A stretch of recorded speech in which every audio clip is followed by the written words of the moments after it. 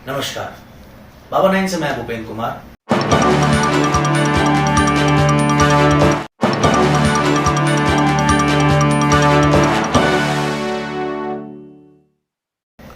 बात बेबाक एक मुलाकात में आज हम आपकी मुलाकात कराने वाले हैं बेटी बचाओ बेटी पढ़ाओ ब्रांड एम्बेसडर कोटा की डॉक्टर हेमलता गांधी जी से।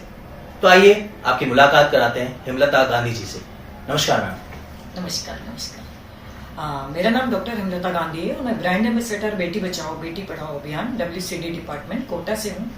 और बेटियों और महिलाओं के लिए आज अगर हम देखें तो पूरे देश में आधी आबादी की बात की जा रही है और हमारे माननीय प्रधानमंत्री जी भाई नरेंद्र मोदी जी ने भी कहा है कि G20 विमेन लीड डेवलपमेंट, मतलब जो सस्टेनेबल डेवलपमेंट गोल्स हैं जो यूनाइटेड नेशन ने डिसाइड किए हुए हैं उसके अंदर भी कि पूरे विश्व के अगर हम आंकड़ों को निकालें तो हर जगह किसी न किसी रूप से महिलाओं के ऊपर या महिलाओं को आगे लाने के प्रयास किए जा रहे हैं।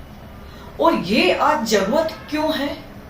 क्योंकि हम चाहते हैं विकसित भारत, विश्वगुरु भारत और ऐसा समृद्ध भारत जिसमें कोई गरीबी ना हो, भूखमरी ना हो, जहां बेरोजगारी ना हो, जहां किसी तरीके का भेदभाव ना हो, असमानता ना हो।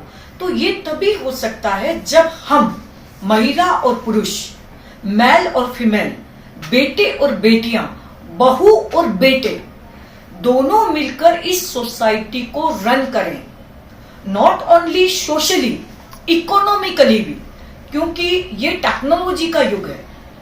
टेक्नोलॉजी भेदभाव नहीं करती है, सोसाइटी भेदभाव करती है, टेक्नोलॉजी भेदभाव नहीं करती है। आज अगर हम देखें तो हमारी सोसाइटी के अंदर कई तरीके के डिस्क्रिमिनेशन है, चाहे वो एजुकेशन सेक्टर में हो, चाहे वो इकोनॉमिक प्लेटफॉर्म के सेक्टर में हो, चाहे वो जॉब अपॉर्चुनिटी के सेक्टर में हो, या किसी भी तरीके से महिलाओं को सुविधाएं देने के क्षेत्र में। अब हम कर क्या सकते हैं? बेसिकली है सब कुछ, लेकिन हमें विकसित भारत बनाना है और हमारा संकल्प है कि कम समय में हमें ज्यादा काम करना है। तो हमें सोसाइटी की इस आधी आबादी को एम्पावर्ड करना पड़ेगा।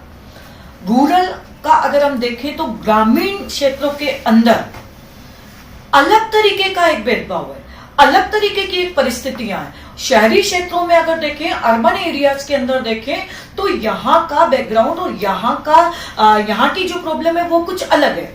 फिर अगर हम मेट्रो सिटीज में जाएं, हम इंटरनेशनल लेवल पर जाएं तो हर जगह अलग अलग तरीके की प्रॉब्लम्स है। अब इन प्रॉब्लम्स का सॉल्यूशन क्या है? इनका सॉल्यूशन अगर हम देखें प्रैक्टिकली तो हमें अपनी मेंटलिटी, अपनी मानसिकता को ये बदलना पड़ेगा कि बेटे और बेटियों को दोनों को मिलकर इक्वल फ्यूचर, अगर हमारा बेटर फ्यूचर है तो वो हमारा इक्वल रहने पर ही है। हमें इक्वल अपॉर्चुनिटी की ओर देश को आगे बढ़ाना पड़ेगा।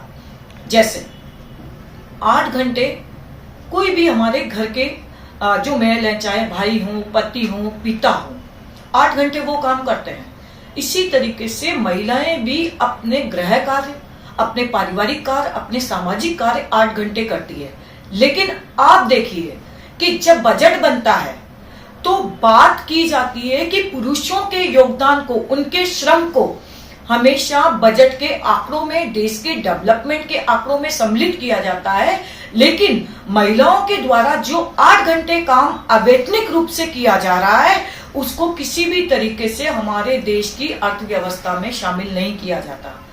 साथियों, मैं एक प्रश्न आपसे पूछ रही हूं, आज पूरे विश्व के अंदर मेड के रूप में, कहते हैं ना बाई के रूप में, झाड़ू, पोछा, बर्तन, कपड़ा, सफाई, वो तमाम गृहस्थ के कार्य अगर आपको आपके घर में एक मेड लगानी पड़े तो आप कितना रुपया देंगे उसको?